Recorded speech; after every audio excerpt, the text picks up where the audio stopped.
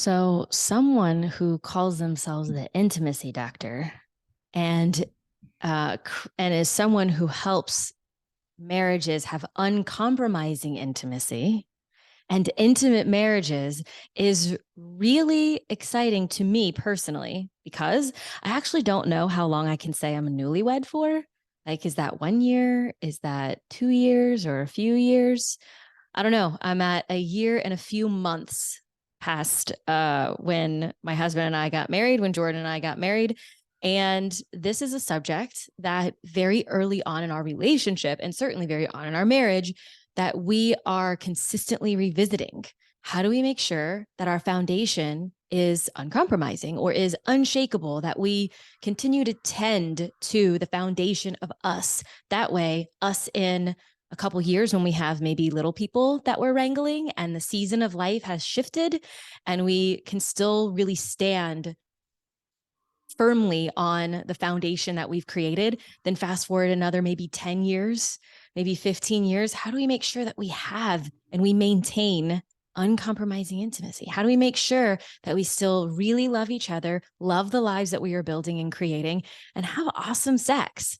So I can't think of a better person to have this conversation out loud with, other than Jordan. I mean, he seems to think he's got it all figured out sometimes. I don't know. I don't know. Maybe he does. maybe his playful essence is what it's going to take, throughout our relationship. But outside of Jordan, Dr. Stockwell, thank you for coming onto the show. I'm excited to have this convo, of course, for myself and certainly for all of our listeners. Well, it is wonderful to be here, and I adore that intro. It actually reflects something so wonderful about your style and who you are that it's like, yeah, you're a newlywed and you are not delusional. You you have that resonance and understanding of what's ahead, and I'm pretty happy if the best person for everyone or anyone to talk to about this is the partner that they're going to be sharing the experiences with. It's actually pretty important for that person to be the number one person to discuss it with. And I'm so glad to dive in together this morning. Well, thank you for that. And I like the uncompromising, compromising language there, because it kind of reminds me of, when dating, where it's like, don't settle. But like, what does that mean? What are my boundaries and my desires, and what are my deal makers and deal breakers? And that must mean that I have to have a grasp or have a grip on what those things actually mean for me. And so when I think about a marriage and I think about going into, that deeper commitment kind of relationship, when it comes to compromising and being in a place where you're not compromising, it seems like most people have this idea that if you choose the right person, then you're just going to be compromising with that person, but at least you like them for, into perpetuity. Yeah, for me, you've just said so much. You have very sweetly summarized the whole problem. And so there are like at least two different parts of that I want to unpack. One, which anyone in personal growth is familiar with, the difference between a fixed mindset and a growth mindset. So I don't actually recall seeing that come up in any of the episodes I listened to, but let me just summarize that with a fixed mindset, you believe people are the way they are. Like, you marry the right person and then that's who you have. You have, quote, the right person. Or you don't marry the right person. Your spouse has these characteristics and you're just stuck with them. That's just, people are the way they are. That's a fixed mindset. And then there's the growth mindset, which is understanding that people can grow and change. Yes, other than the way we're shaped by tragedy and trauma and other involuntary experiences, the main way to grow and embody a growth mindset is really to be intentional and bring attention to our growth and evolution in order to become more of who we are, to become a better person, more available to both give and receive love, or whatever the case may be. And I think many people in our society in North America and beyond, we have more of a growth mindset just naturally when it comes to career or finances. We just, even if we don't know exactly how it's going to happen, we expect to have more income in our 40s and 50s than we do in our 20s. Now, that's not the best example of a growth mindset, but it is an example of it. We expect our home to be bigger and nicer as we grow. Like there are just we expect to be a better cook in our 50s than in our 20s, unless, well, just in all circumstances, no matter how good a cook you are, you expect to be better. That's funny that I said that. I'm very excited about this topic. It's so funny. Anyway, you expect to be better. But when it comes to relationships, more often people have a fixed mindset. It's like, well, if this isn't working, or if this doesn't feel the way I want it to feel when we're touching one another, well, I just didn't marry the right person, or I did marry the right person and I just don't get those experiences. So in what you said was the implication and the like sinister, unconscious way that a fixed mindset influences people. So that's just point number one. Anything you want to say before I continue? Oh, that's great. And I completely agree. I didn't realize I was saying all of that. Yeah, but you actually have this beautiful Yeah. growth mindset in relation to the quality of your marriage into Yeah. perpetuity. And I think that that is a pivot which most people don't walk down the aisle oriented to. It's something that Mhm. needs to be cultivated. And one of the reasons most people don't orient to it is because there's a lack of role models. Like it's just not a reinforced notion. It's, I'm sure, one of the things that motivates you so that people hear what's possible. It's definitely one of the things that motivates me. Okay, so that's one piece. The other piece really is about compromise. You're right. The most common relationship advice that is given throughout the Western world and perhaps the whole world is that if you want a great marriage, you have to be good at compromise. I've given talks on Zoom where I said this, and this woman went and pulled out her wedding cards from like 20, 30 years ago.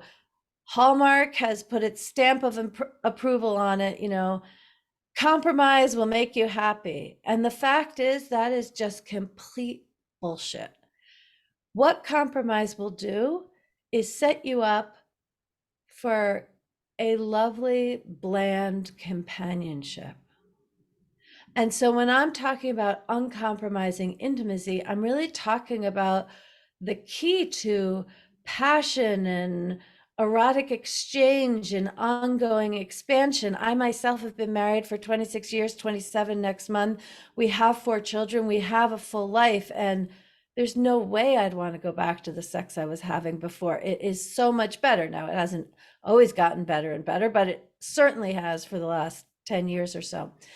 And that has to do with shedding compromise, but I want to define the term. So I think of compromise as the phenomenon when you hold back desires, even challenges your internal experience and who you are, you hold them back and don't express them so that your partner is more comfortable.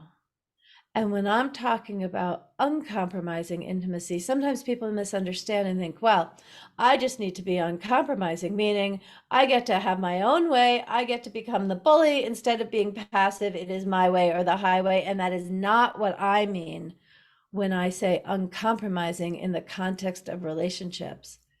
Uncompromising intimacy is based on the foundation that when you share the whole truth of who you are, when there's no part of yourself that you feel like you have to amputate or leave at the front door when you come home in order to be more palatable and comfortable for your spouse, when you can bring all of who you are and learn how to do that so your partner can receive it and share of themselves, that's when the passion and fireworks follow.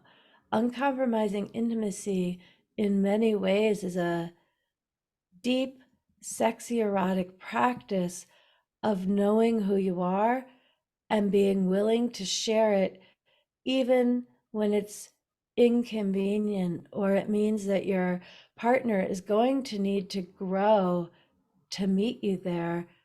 You don't demand it, you don't blame them for not being there. You share in a way that ultimately is inviting to engage with and welcome all of who you are, because as human beings, we do not have some magic switch such that it can be off during the day as we go to the restaurant we don't really want to go to. We go on vacation to the place we don't really want to go on vacation to. We do this, we do that. We don't share when we have big feelings or small feelings. We just keep it nice and comfortable for our partner.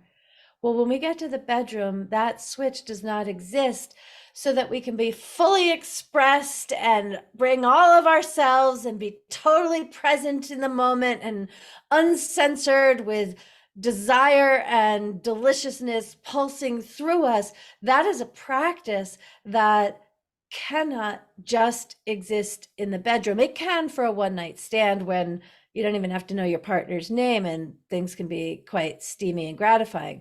But when you are living with someone, when you're married, you have a life together, you have to essentially use the rest of the time as foreplay to share who you are in overt and covert ways. Because as soon as you're clamping down in day-to-day interactions, you can be sure that that will happen right away or eventually in the bedroom too. Clamping and bearing down. Wow. That's a theme I think for a lot of people. It's certainly a theme, for me growing up with a Catholic background, it was clamping and bearing down and keeping my mouth shut.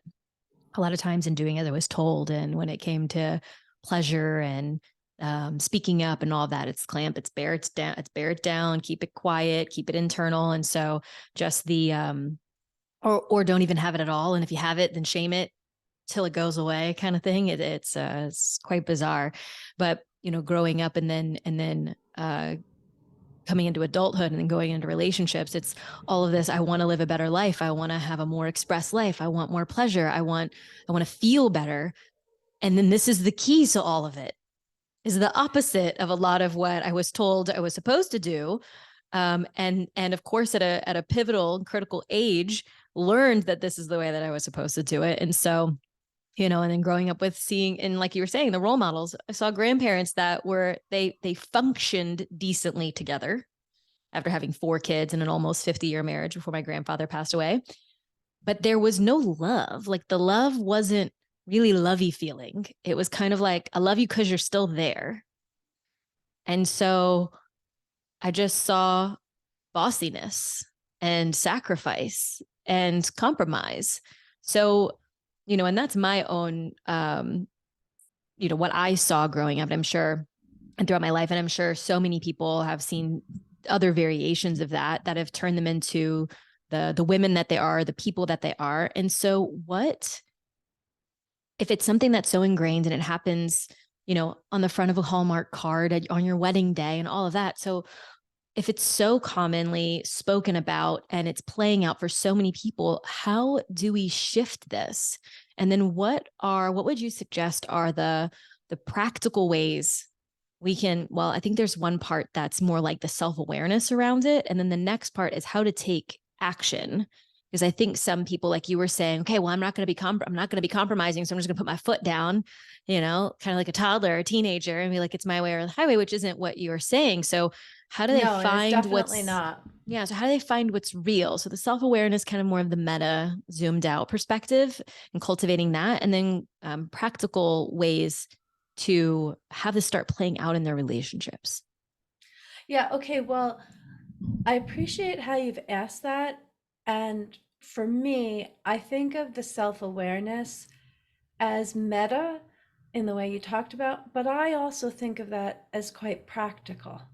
It because um, in any given moment, the awareness that you are compromising is actually the first step, and it is practical if it's actually implemented. Because you know, it's common for me to talk to incredible women in 15, 30-year marriages, and I'll say, well, what do you want? And she knows what her husband wants and needs, what the kids want and needs, the people she works with, the neighbor's dog. But when it comes to what she wants and needs, other than to have everybody taken care of, that can be a very tender, complicated question. Not what do you need in terms of, what are you going to make for dinner? But I mean, like, how do you want to feel?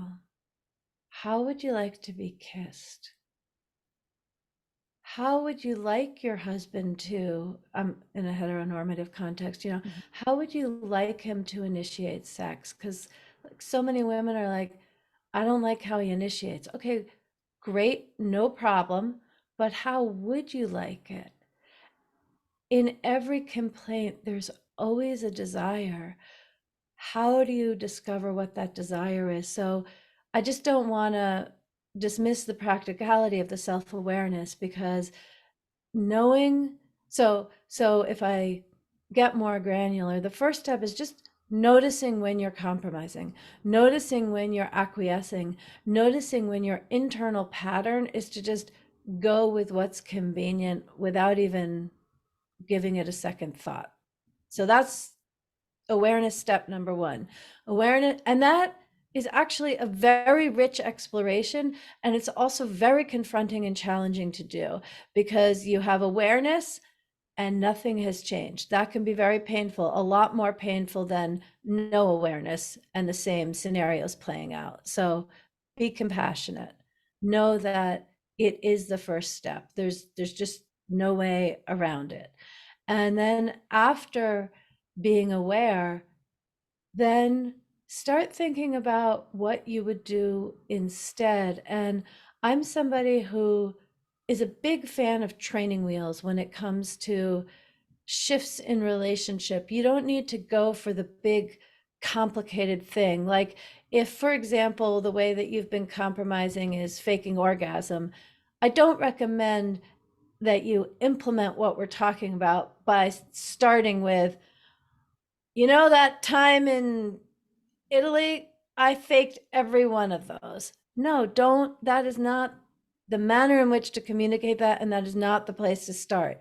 Start with the fact that you'd like Thai food, but you always go to Italian because that's what he wants, and you'll find something. So, again, start with awareness. And then the second thing is to think about, what would you actually say? You don't need to say anything, no pressure in acting on it, but just come up with the dialogue. This is actually a very challenging step, is to think, okay, well, if you disagree with what he just said about X, Y, and Z, but you haven't stated your disagreement because you just don't want to ruffle his feathers, how would you say that in a way that leads to connection rather than disconnection? That takes some consideration without taking action yet. And it's very easy to say, well, who cares if he has that opinion? If it's not that important, that is the place to practice speaking up, when it's really just a playground to practice speaking up, because the issue itself isn't that important. So once you move through those things, then in terms of actually interacting with your partner differently, there are two things. One is to say what's true for you. And I'll talk about how to do that in a second. And the other, the power of this is so typically underestimated.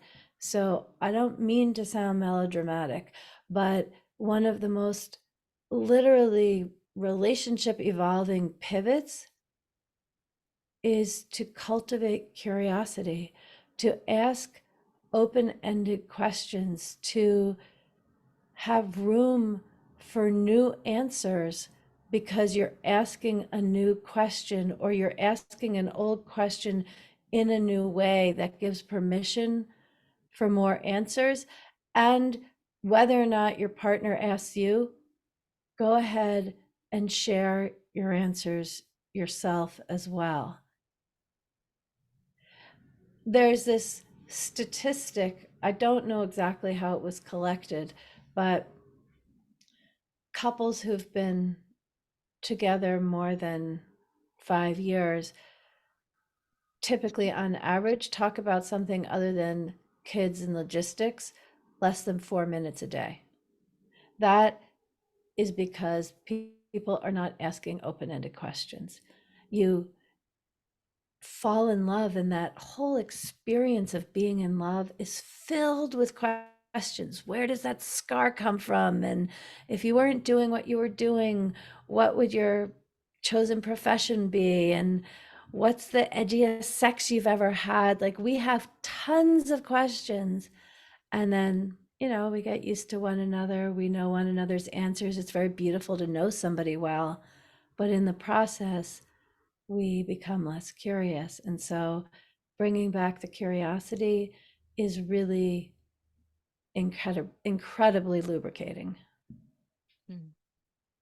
Okay, thank you. And so in our relationship, we often say, let's collaborate versus compete, or collaborate versus compromise in this instance. And so, I have an idea of the way that we've been doing it so far. And so I'm curious what your perspective is, or what you would suggest for someone when it comes to them maybe speaking up for themselves. And maybe they do it in a playground kind of way, where the walls and the ceiling and the floor are padded, and they choose a softer topic or something, um, something that feels a little bit less vulnerable than maybe something sexual, or like a big life thing.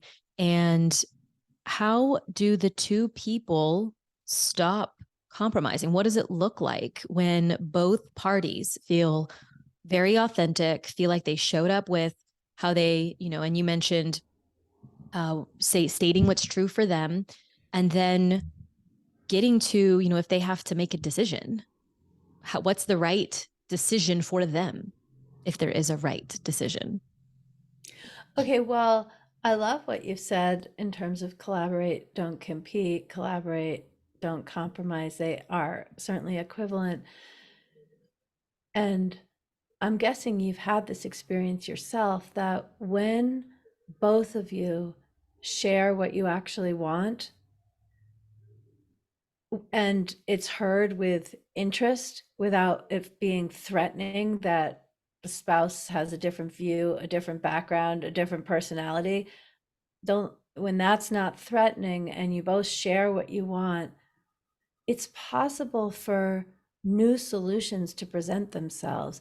Like, it's much more creative, and things like, I'll just give a very benign example, that let's just say there is a couple and he loves Italian food, he doesn't like Thai food, and for years they always go to Italian. The kids like Italian more, and she loves Thai food, but she doesn't even think about it. They don't even talk about where they're going to go out to eat, because they do Thai because it works for, I mean, they do Italian because it works for everybody. For such a woman to just say, you know, I'm happy to go out to Italian again tonight, but I just want you to know, it's not my favorite, and I've been craving Thai. And even if all that happens is they go to that Italian restaurant again, it will feel completely different for her to have actually stated what she wants without resentment, without accusation, just bringing it to the situation, bringing it to the marriage, not leaving that, not shutting down about that. However, the much more likely scenario is coming up with new solutions. Maybe every once a month they go for Thai. Maybe the rest of the family has frozen pizza at home and then they go to the Thai restaurant, so they've already eaten, and so they can just find something small that they like and she can have what she wants. Maybe you get takeout and eat in a park and everybody has whatever they want. Like, there actually are so many solutions and resolutions and inspirational ways forward that just are not available if everybody doesn't have all of the information. Mhm. And how sweet would it sound if her partner said, "Let's get mom Thai. Let's get mom her Thai." Totally. You know? And Yes. it's not like it's not met with resistance. So it's definitely something that both parties have to be active participants in and kind of orient their relationship around. And I can just imagine that it could be very difficult, especially in a partnership where, let's just keep with the heteronormative dynamic here, where she's consistently compromised what she wants and what her desires are in this dynamic. And we can shift this in a minute and kind of flip it around. But uh and she's just kind of consistently rolling over in some way, letting other people make the decisions, letting other people's bigger emotions dictate what the decisions are and where they're going to go eat and what they're going to go do. And so she kind of stifles her expression and what her desire is. And maybe even over time, she completely loses touch with what those things even are. She's so quick to let it go or stuff it down. So, of course, it makes sense to me that that lack of expression, like you were saying before, whenever I have this conversation with people and they're talking about their intimacy and what they would like to experience in it, and I go, well, let's talk about all the things that you're bringing into the room with you that you've stuffed down that are inside. And it's like we have to talk about those things before we can talk about how to have earth-shattering orgasms and this like crazy dynamic that you've never experienced before. We're holding on to, you've never gotten to eat the food that you want to eat for the whole however many long years that you've been in this relationship or whatever. And I'm just going to keep using your Yeah, example yeah, there, yeah. but it's Mm-hmm. like that's the thing that's also coming into the bedroom as well. And so it's so much more than what kind of food would you like to go, and in speaking up for yourself, it's cultivating a kind of relationship that's safe to bring into it. And so, maybe some tips or insights for someone who's with a partner that has basically gotten so used to their partner rolling over or doing that thing that they almost, whether it's conscious or unconscious, feel like they're entitled to the way that they want to do it or the way that she's always been. They perceive her to have always been. Like, why are you changing now? Maybe some insights for her and insights on how to kind of crack open the relationship to where they can both opt in to orienting their relationship in this way. Yeah, so I again love how you frame that, and that is one way forward, but I want to say it is not required that both people Right.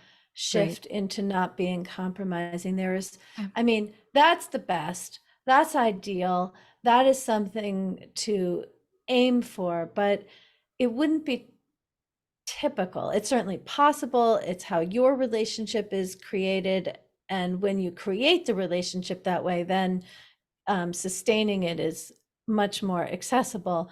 But if someone is in a relationship and you want to stay with that person and it hasn't been so growth oriented from the outset, there's a lot that you can do without your partner shifting into becoming uncompromising in this way. And I also want to just make a plug and say that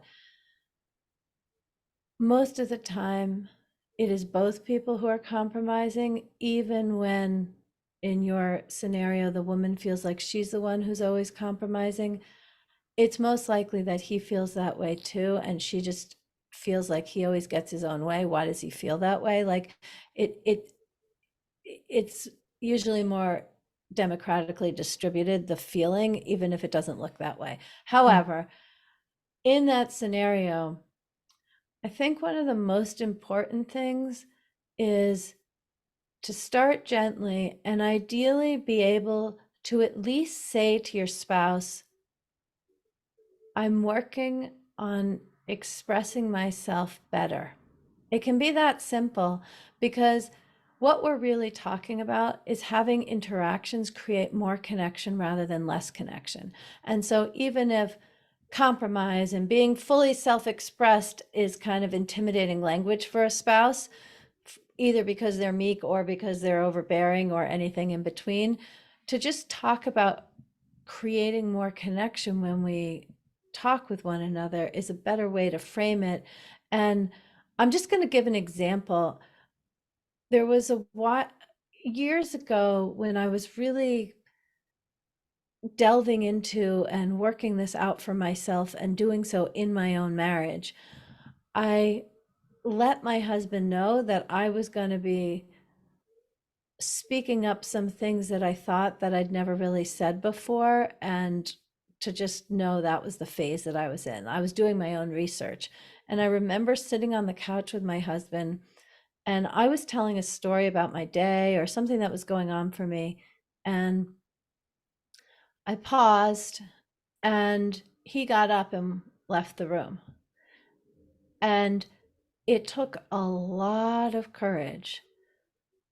And I'm sure I sounded like a little girl, very gentle voice. And I just said, did you get up because you find me boring? Because that's what I was thinking inside myself. Like that was the voice that would lead to further compromise, that don't tell stories about my day because it's not that interesting, or keep it shorter, or in some way compromise and adjust my self-expression so that it was more interesting for him, because my first thought in that moment was that I was boring, and so that's why he got up. And he just looked at me and smiled, and he didn't laugh at me, but he did laugh, and he said, no, I just need to go to the bathroom. I'm going to be right back. But that is a moment where if I hadn't spoken up, I wouldn't have known.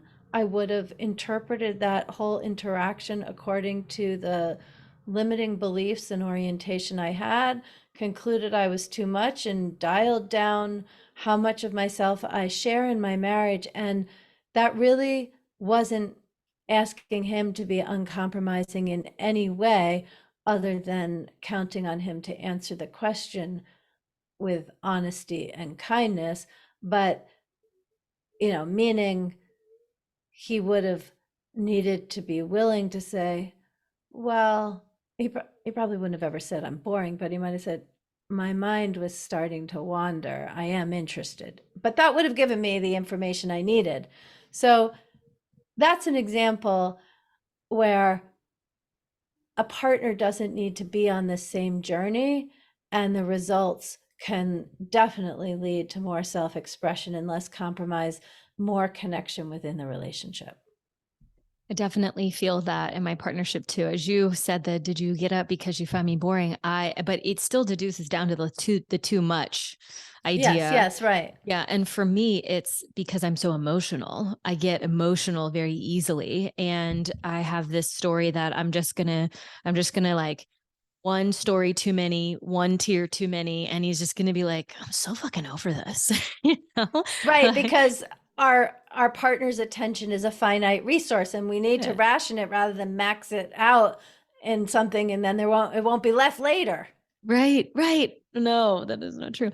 And he assures me constantly, he reminds me when I get into those moments, but at least I've now gotten comfortable with saying that out loud. Like, are you grabbing your phone because you're totally over my shit or whatever it is, insert whatever the thing is. And he'll immediately snap into connection with me, look me in the eyes and say, I fell in love with you, as tears were streaming down your face. It is one of the most beautiful things about you, and I cherish it, and I cherish you. And I apologize for it feeling like I am distracted or like I'm not in connection with you. And I'll put my phone down. And I was like, come here, but like you were saying, though, we have created our relationship to be this way. And this is, I would say, this is in some way something that I wind up being somewhat challenged by with regards to connecting with our listeners or with our audience, our greater audience, because we did do this, our relationship in such a counterculture kind of way. And so people do admire the relationship that we have. And I try to remind them that we're, only 5 years in, but we're, just over a year married. And so I don't have all the answers, but I can tell you that we have a lot of intention infused into our relationship because both of us have the odds stacked against us for having a love like we have now, or a relationship like we have now, because both parents, both parties married multiple times, revolving doors for relationships, and saw a lot of relationships that were compromise and sacrifice and were lacking intimacy and lacking love beyond, well, I love you, so I'm going to stay, and so we determined before we ever got together that we didn't want that, but we didn't know what it meant to not, like, what was the work going to look like in order not to have that.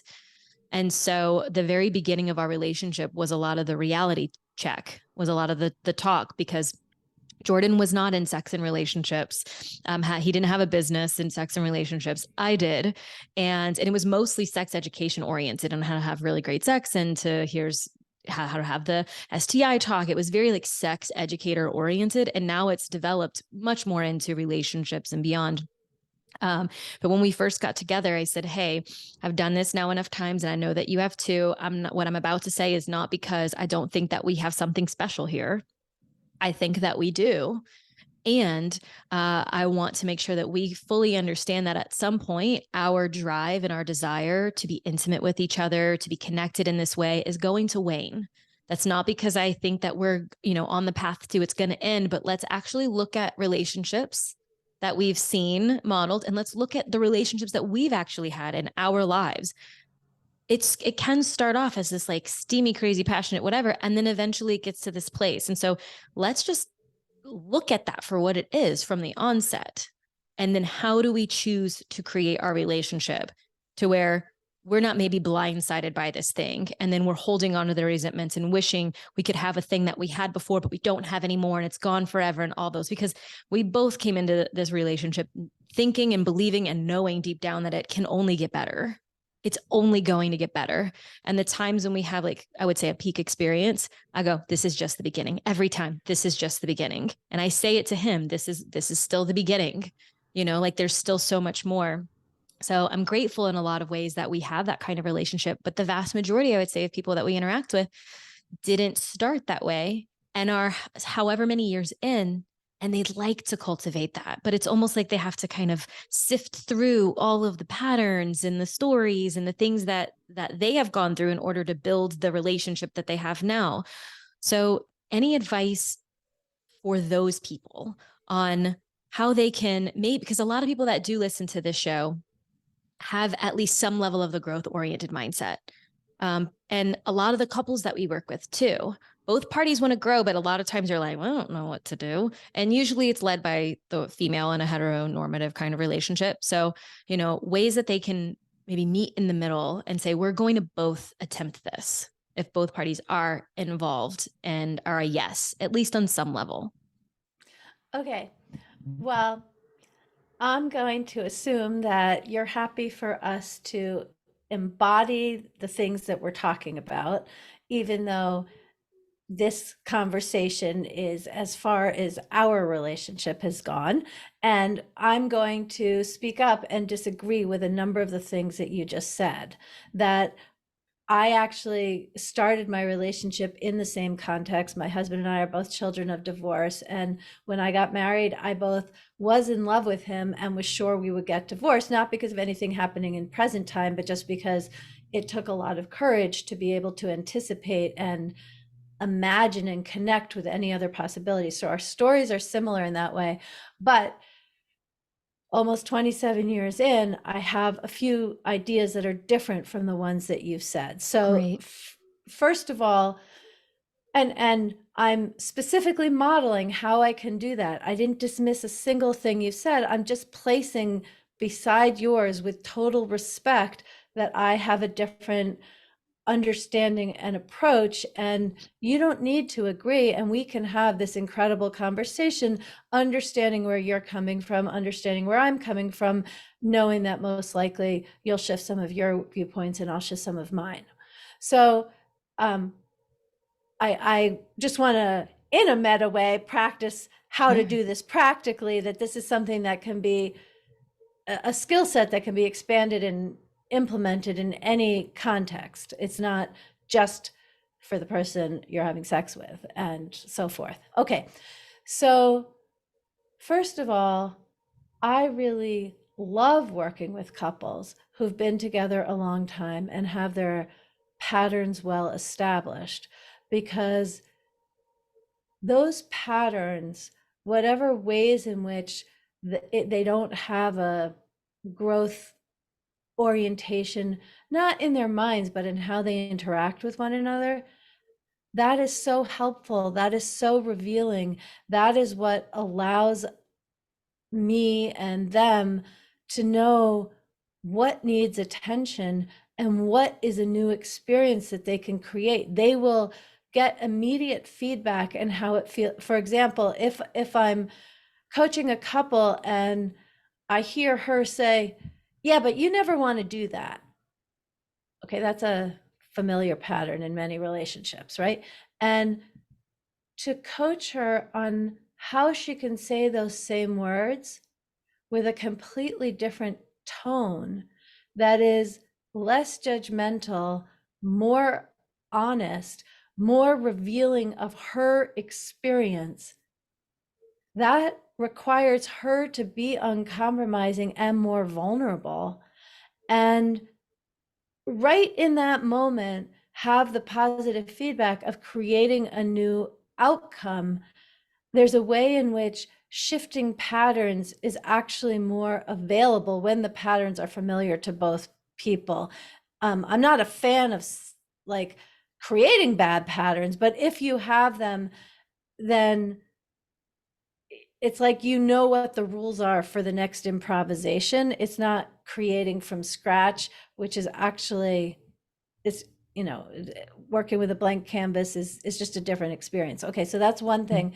Another is that one of the biggest pitfalls with a growth-oriented couple who doesn't know how to move forward in the ways we're talking about is that typically they have the idea that they need to meet in the middle, that things are 50-50, that you want a democratic relationship in which you both are taking 50% of the responsibility, but that actually is not helpful. What is helpful is for each person, but let's just start with one, to take 100% responsibility for the quality of the relationship. And so when both people take 100% of the responsibility, then miracles happen. But a lot of miracles happen when just one person does as well. So of course, enrolling in one of your programs or enrolling one of my programs is a great next step, because just encountering new material and deciding how you want to integrate it will open up that conversation.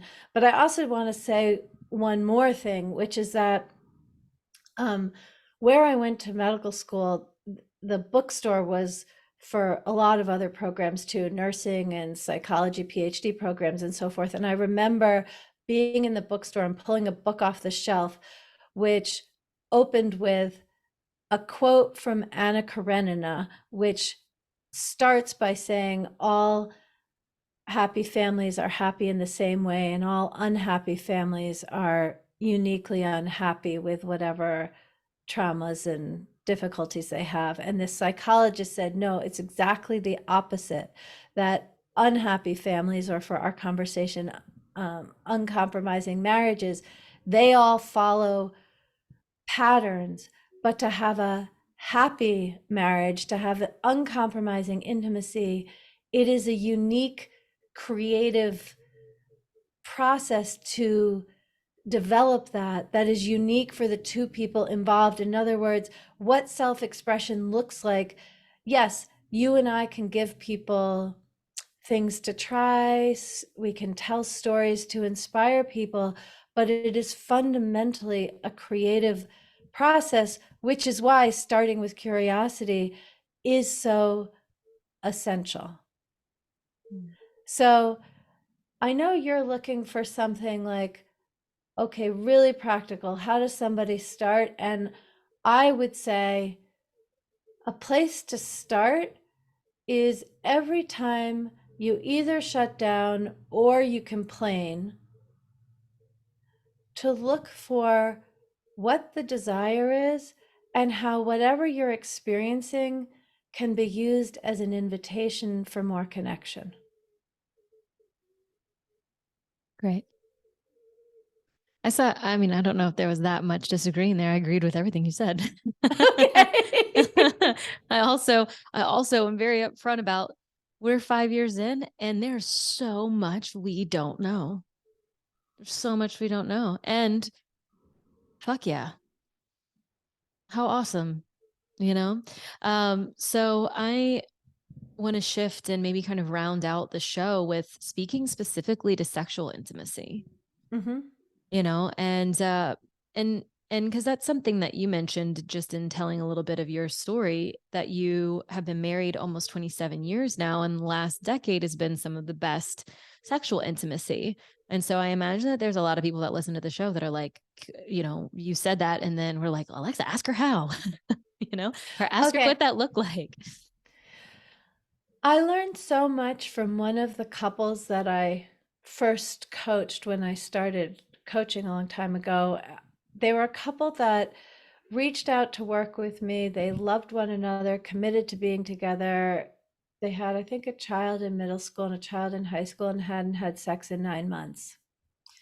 And so I, starting out, was just clear that it was important to rebuild rapport. Like, I needed to build rapport between me and them, but they needed to build rapport between one another in order to start talking about sex or anything confronting and complicated. And so started with curiosity, being more expressed in different ways. And maybe 3, 4 sessions in, I said, okay, now let's transition, let's pivot. It made sense to be more indirect and not so explicit in that conversation. But, I was basically thinking, okay, let's talk about sex now. But I was saying it in this, let's talk about other things. And they didn't know what I was talking about. And then finally, her eyes got big and she just started laughing and like flirtatiously looking at him. And she's like, we're all set. And I said, oh, because in developing and deepening emotional intimacy, in learning to be self expressed and feel heard and seen, in deepening the communication, connection, and, as I said, emotional intimacy for my clients who've been together for a while, whatever a while turns out to be, at least married 2 years, let's just say. About 80% of the time, when there's emotional intimacy, it paves the way for sexual intimacy. And I end up not spending a lot of time talking that explicitly about sex when the emotional intimacy, the self-expression, the feeling seen, the feeling accepted, the safety to be vulnerable is present. And it's really only in about 20-25% of the time that I then focus with people on sexual intimacy. I, of course, have the skill sets, but very often it's not actually necessary. So that really is a true, it's not I don't mean to avoid the question. It is my true and honest answer. No, I'm fully with you. I'm fully with you. Yeah. And I think that's what I said when people come to me and they're like, I really want better sex and I want better intimacy or physical intimacy in that regard. And I go, great. And before we ever talk about any of those things that you think that you want to talk to me about, we're going to talk about all these other things that are from the surface less sexy, you know? And so it definitely rings true in my experience personally, in my experience with working with some of our community members. So yeah, thank you for Yeah, that. and you're welcome. And like I would just summarize it super quickly is make a point of having more fun together outside the bedroom and make a point of allowing what's happening in the bedroom be something you talk about with one another. Those two things Mhm. are like the magic seasonings. Mm, so yummy. Magic seasonings. Is there anything else that you would like to add that you'd like to sprinkle on to this gourmet dish before we round out our show today? Yeah, to just say that I think having a fantastic relationship in all of its elements, including the most delicious orgasmic sex, it's a learnable skill. Mhm. And if you're not experiencing that, then what you need is more effective education. Which is something you can get, like you're saying, learnable skill. You can actively pursue it. Yeah. Yeah. And so if people would like to connect with you further and maybe get that learnable skill via Dr. Alexandra, what does that look like? Do they find you on your website or on social media? Come find me at alexandrastockwell.com, and from there you can find all the information, including my podcast, the Intimate Marriage Podcast. But go to alexandrastockwell.com, and I would love to continue the conversation.